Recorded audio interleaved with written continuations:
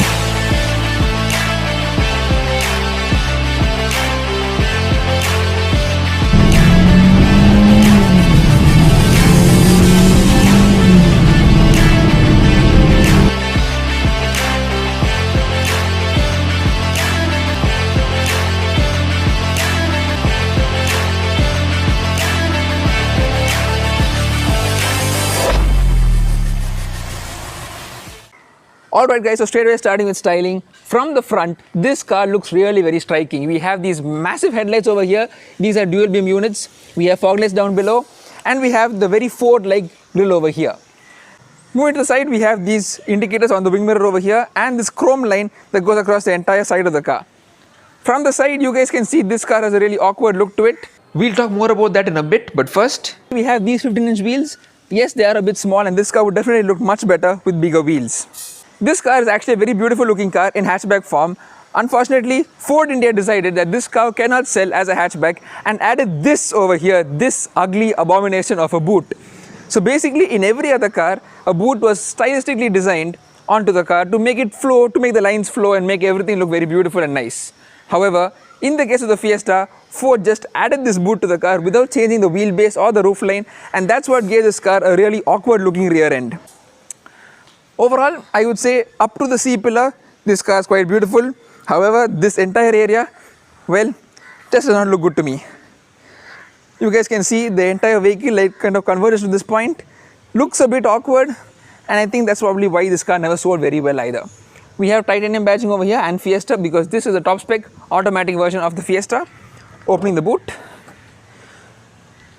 So guys, boot space is pretty decent. We have 430 liters of space over here, and underneath all this stuff, we do have a spare tire as well.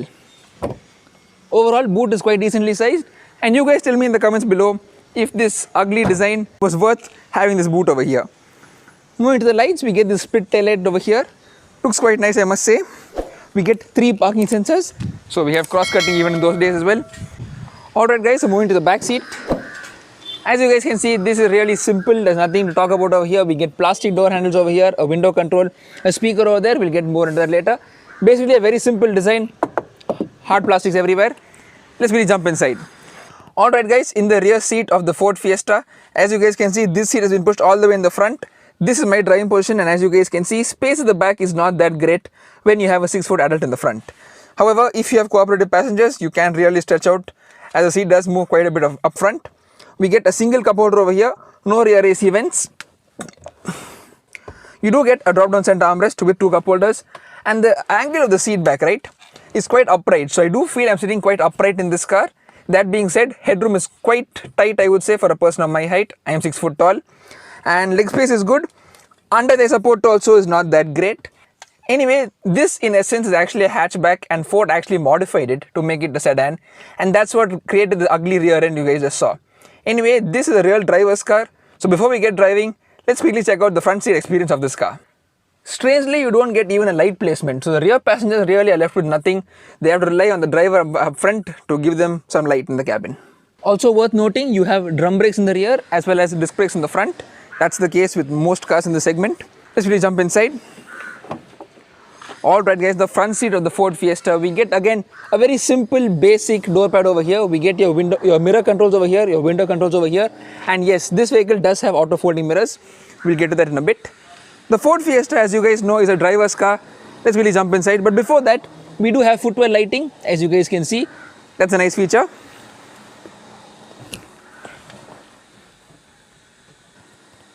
Let's quickly start the car.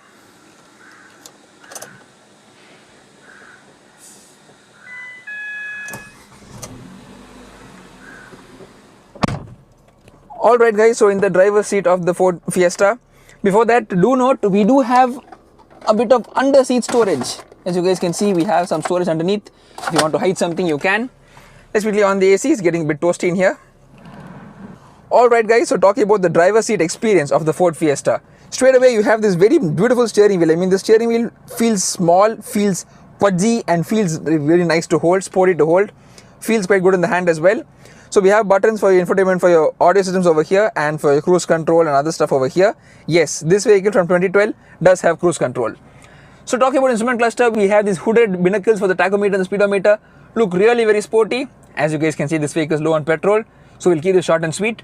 We have a small multi-information display over here, a fuel gauge over here, and to the right you have your headlight controls with your fog light controls as well. You have your wiper control on the right and your indicator control on the left, being a Ford vehicle. FM.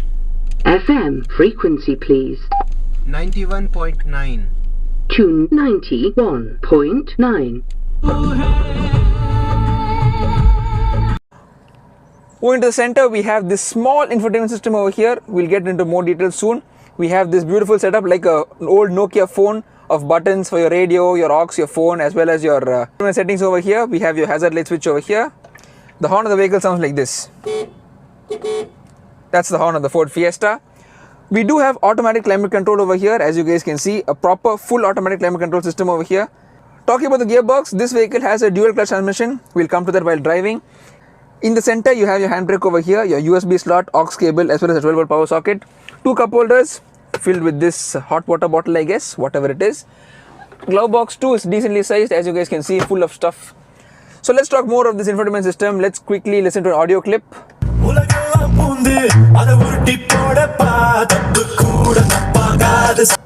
To be really honest guys, I have never heard an audio system this good in a car costing less than 3.5 lakhs. Yes, this car cost approximately 12 to 11 lakhs when it was new, but you can get used Fiestas for around 3.5 lakhs, and having an audio system with that kind of quality at this price range is just unbeatable. Take it from me guys, I have never ever seen a vehicle in this price category with such a great audio system. Let's take a look at the engine bay before we get driving. Alright guys, let's quickly open the engine bay. And there we have it guys, the 1.5 litre petrol engine producing 108 bhp and 140 Nm of torque. How does this car drive? Let's find out right now. Alright guys, so finally driving the Ford Fiesta. To keep this review as precise and to the point, I decided to talk about this car's pros and cons and compare it to the Honda City and the VW Vento of the time. Do note, I've already done in-depth reviews on both the Honda City and the VW Vento, and you can check those two by clicking the links in the description below. Moving on to this car's driving experience. Globally, the Ford Fiesta is known for its great driving experience and driver-focused feel, and I'm glad to report that this car, the car we had in India, despite the abomination of a boot, still drives really very well. The steering feels really direct, you know exactly what the front wheels are doing, and at the same time, the steering is weighted really very well, not too light, not too heavy, greatly enhancing the driver-focused feel. The chassis too is really well tuned and well balanced, and the ride and handling balance is also set up really very well. The suspension soaks up bumps quite well, and this car, despite being 9 years old and having 65,000 kilometers, still drives really very well. There are no awkward sounds on the suspension, and overall you really feel connected to this car when you drive it. A great driving position, the driver-focused feel of the instrument binnacles all come together really well to give you a really awesome driving experience, and this is really a USP of the Ford Fiesta. Moving to visibility, you have great visibility on what's ahead, the mirrors give you good coverage what's behind you. However, the rear windscreen is really steeply raked and visibility out the back is not that great. Moving to this car's engine and gearbox. Now this car is powered by a 1.5 litre 4-cylinder petrol engine producing 108 bhp and 140 Nm of peak torque, and power is sent to the wheels via a 6-speed dual clutch automatic transmission, the Power Shift 6. Now this engine and gearbox combo is really well tuned, well mated together, but it's tuned for fuel efficiency, so you will find the gearbox upshifting quite eagerly. The engine loves to be revved not as enthusiastically as a 1.5 Honda VTEC. However, I would rank this engine in the second place when you compare it to the City and the Vento. Moving to the gearbox. Now gearbox by itself is a great unit, a 6-speed dual clutch gearbox, shifts really fast, not as quick as modern DSGs but still reasonably quick. The one big downside with this gearbox is that you have absolutely zero control over the gears. Take the Vento Automatic, you have a trip-running function there. The City Automatic has a more advanced paddle shifter system. However, in the Fiesta, you don't have paddle shifters nor a trip-running function. You are really left at the mercy of the gearbox, and the gearbox decides whatever gear it wants to be in. While other cars have a sports mode, in this car you have something called L, and what that does is choose the lowest possible gear for the engine speed. In this mode, you will find the vehicle really aggressively downshifting, and this is the mode you want to be in if you want to drive spiritedly. The Ford Fiesta also had a lot of interesting features when you compare it to the competition. Yes, you got power folding mirrors, and more importantly, you got this very beautiful futuristic dashboard along with the really awesome 6-speaker music system. I already showed you the music quality is great, and I'm definitely sure no other car in the segment at that time had this level of audio quality. Overall, taking everything into consideration, the Ford Fiesta is really a wonderful driver-focused car, and if you are an enthusiast, you will really enjoy this car. However, any sedan in India must comply to two things. One, it must obviously please the enthusiast, and secondly, it must be a good family car or a chauffeur-driven vehicle, and that's where things start to go south for the Ford Fiesta. Let's talk about this vehicle's material quality. Now, build quality is not the same as material quality. Don't get me wrong, the Fiesta is a really well-built car, there are no rattles or shakes in the cabin, and you do feel in a very solidly put together car. However, the materials are not that great. Yes, even the Honda City and the VW Vento of the time do have hard plastics everywhere. However, the items and components you touch always, like the door handles, the indicator stalks, all these things feel very well damped and very high quality in the Vento and the City. However, in this car, take a look at this. The indicators feel really plasticky and cheap, the door handles also feel the same, and you don't have a real quality feel when you drive this car. Secondly, back seat space. While the Vento and the City have acres of room at the back, the Ford Fiesta is a really tight and cramped cabin. The reason for this is, like I mentioned in the beginning, the Fiesta is actually a hatchback, and Ford just added this boot to make it a sedan. While the City and the Vento are also based on hatchbacks, namely the Jazz and the Polo, both the companies took great efforts to extend the wheelbase to give more rear seat space and also integrate the boot more nicely. However, for the Fiesta, I do not know what happened within Ford. The wheelbase is exactly the same as the hatchback, and you got the ugly abomination of a boot to make it a sedan. This did two things. One, spoil the look of the car, and two, ruin the rear seat space, making this car really uncomfortable if you have big passengers or if you want to be chauffeur driven. As mentioned, all cars have pros and cons, and in this vehicle the cons were really outweighing the pros of this vehicle, especially in our market. When you compare it to the City and the Vento, both these cars also have quite good driving experiences, and yes, though the Fiesta is marginally better, the cons really outweigh the pros.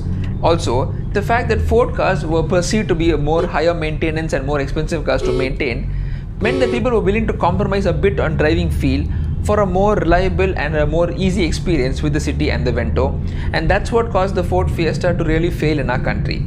Look at this, the Vento is still running from 10 years ago in pretty much the same design. The Honda City is now in a 5th generation, whereas the Fiesta is gone from a market, and who knows what will happen to Ford in the next few years in our country. And so guys, that's what I believe happened to the Ford Fiesta, and that's my really honest review on the Ford Fiesta. It is really a great car, and one thing you do have, it's a rare car.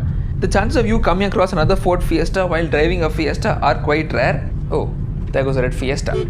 Anyway, let's ignore that for now. But like I was saying, one big issue of having a rare car is the cost of spare parts and maintenance. Yes, as these cars become older and older, and as the cars start going off the road, getting spare parts and maintaining the old Fiesta will be an issue, so that's something to take note of. And so guys, that's my review of the Ford Fiesta. A massive thank you to Mr. Fahad Fazil of FF Cars Tamil Nadu for giving me his own pride and joy for this review. I really hope you guys enjoyed this video. If you did, give the video a thumbs up, take a second to subscribe, and I'll see you in the next video really soon. Take care, bye bye, drive safe.